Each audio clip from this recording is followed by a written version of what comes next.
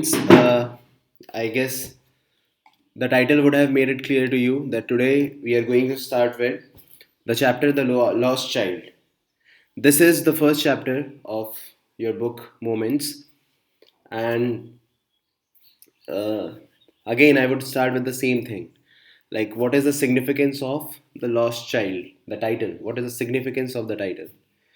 The story is written by Mulkraj Anand, and Mulkraj Anand is one of the very important writers. So I will make a separate video about Mulk Raj Anand, but let's go ahead with the chapter for now. The Lost Child.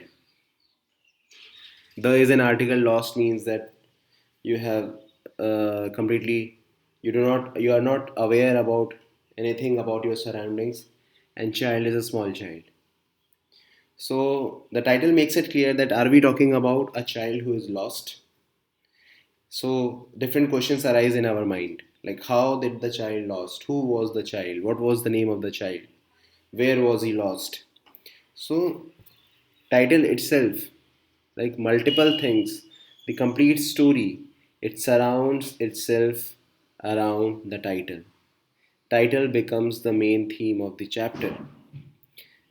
Before I start every chapter, I am definitely going to talk to you about the significance of the title. Okay, let's move ahead. Okay, I'm starting with this picture. As I said, you are in class 9 and you must read the chapter yourself. So I will not be going into the details like reading line by line explanation. I will just throw light on the main points that are important in the chapter. And the book supplementary reader is meant for you to read so that you can improve your reading skills. So I'm starting with this image you can see in the picture. So image is showing different things. There are balloons, there is uh, what do we call swing over there, then there are flowers, there are so many people. It gives you an image of a fair means, and in the front you see there is a man, a woman, and there is a child. So the parents, clearly it shows they are his parents. The parents are moving towards a different side and the child is going towards a different side. What is important here to notice is the body language and the glare of their eyes. The if you see the child, he is moving in a completely different direction, and the parents, and you can see the eyes of his father. He calls, in the story it is mentioned that his father's eyes looked like a tyrant's eyes. What is the meaning of tyrant? Tyrant means a cruel ruler. So because every time he wanted to ask something, his father would clearly deny, no, you are not going to get it. And mothers are usually, they love their children a lot. So she would hand over her finger to him and hold him, and she would say, see, what is there in front of you? So there is a clear difference between the reaction of father and mother. The father is a bit rude and he clearly denies. On the other hand, mother is a bit soft, and in order to focus his child's mind, she distracts her with a mustard field or a different thing. So my point of uh, focusing on this image was only to direct your attention to certain things. So you can see why this image becomes really important. So this gives you a basic background of the story, what is going on in the story. Now, second thing. So I have talked about their body language, I have talked about their eye movement, I have talked about their parents, I have talked the relationship about between them, and I have also talked about the child who is completely distracted by looking at several things in the fair. With this, I would like to share one of my experiences that will come on later on the story. Now move to the second part.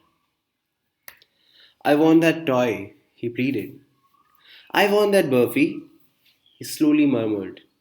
I want that garland. I want to go on the roundabout. Please, father, mother, why I have chosen these sentences is only to direct your attention. These are just few things out of so many things that the child wanted. And this usually happens in the fair with a small child.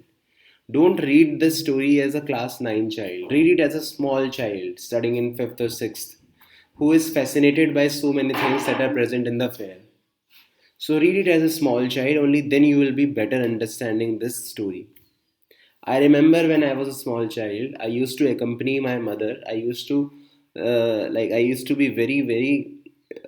request her and plead her that please take me to Thursday market only because we used to get very delicious chole bhature there. So my purpose of going with my parents was only to eat those chole bhature. So I would say, Mama, you go and do your shopping and I will go and eat this chole bhature. And I was not much interested in toys and other things and dresses and everything, but I used to, the moment I used to come back from the school on Thursday, I would definitely ask my mother, are we going to the Thursday market today? So a child mentality is of a different kind. He is very innocent when he is asking something. Same is happening with this child in the story.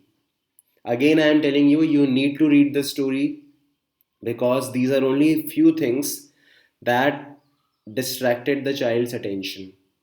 There is a swing, there are sweets, there are so many things that were present in the fair that you need to read.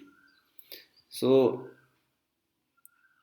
but while all these things were going into his mind, his mother would again and again say, come, child, come, come, child, come. She used to, because it was very crowded. So she was taking care of, she was really taking care of her child. But this time, what happened? He lost his parents. And in the complete story, I have taken this complete lines from the story so that you can understand the main attention. So I'm just going to read it out for you. A full, deep cry rose within his dry throat, and with a sudden jerk of his body, he ran from where he stood, crying in real fear. Mother, father! Tears rolled down from his eyes, hot and fierce. His flushed face was convulsed with fear. Panic stricken, he ran to one side first, then to the other, hither and thither in all directions, knowing not where to go. Mother, father, he wailed. His yellow turban came untied and his clothes became muddy. This is such a difficult scene in the story that you cannot imagine this unless you might have gone through such a situation. Not finding your parents in a crowded place where you do not know anyone. I would just like to share now my experience, but again, that would not be much when I would share this thing. That would not be sufficient to share the fear that this child has gone through in the story. So one day when I was going with my mother, and usually we hold the finger of our parents. So what happened that I in the like when we grow up, what we do is we start being egoistic or we start to be more confident. So I said, mother, you don't need to hold my finger. I'm there. I'm just walking behind you. You just walk.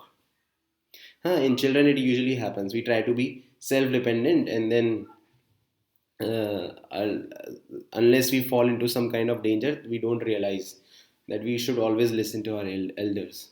So in the market, she was walking, and suddenly she might have stopped somewhere, and I kept walking.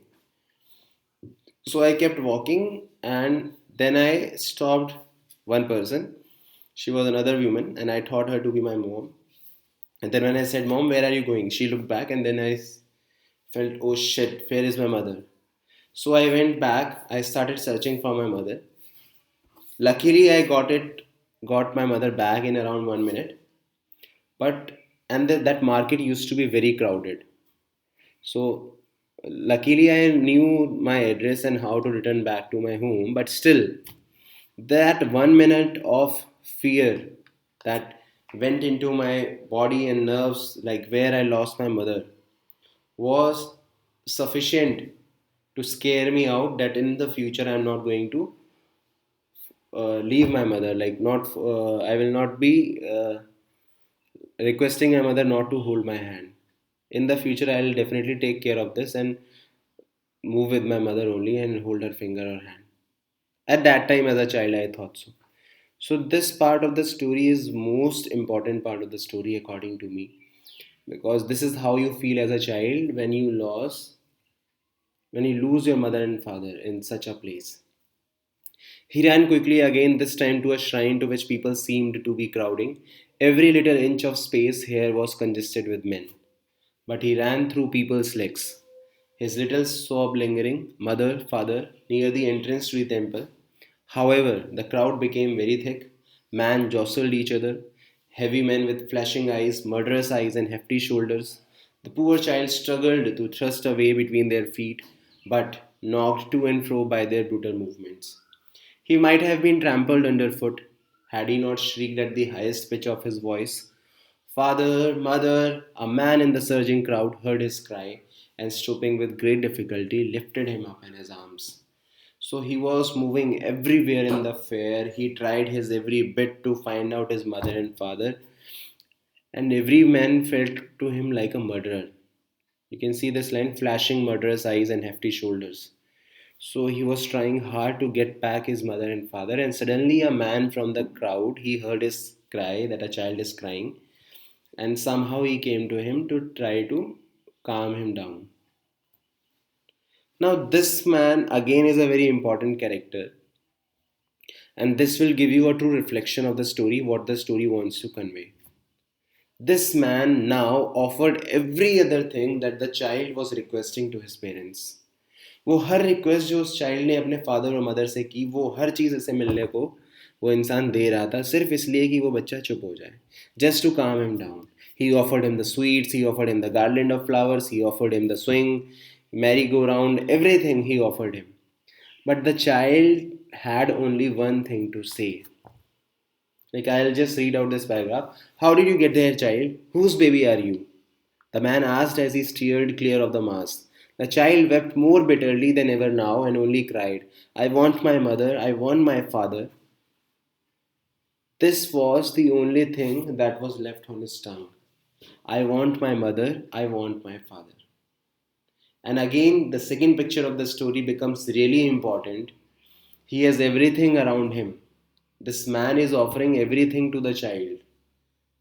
But the child does not want anything in the world now. He only wants his mother and father. So this is a completely flip side of the story. Earlier, his parents were with him. So he wanted everything that was present in the world. Now, his parents are not there. And everything around his world is being offered to him by the man. But what does he want? He wants his mother and father. So, my dear children, the only point I want to make over here is that we learn from this story that our parents are everything to us. They are a world to us. You understand? Your mother and father is everything to you. If you don't have them, the world loses its significance. Nothing can attract you more than your parents. If your parents are with you, then everything will make sense. If your parents are not with you, nothing will make sense to you. So respect your parents, be obedient to them, make them happy, and during this lockdown, be with your family members. You must have studied in class 6 the house a home. Make your house a home, fill it with love and care. And again, love your parents as much as you can and try to make them happy as much as possible. With this, I would like to end this story. I hope you understood the story and the significance of the phrase, the lost child. Thank you and have a good day.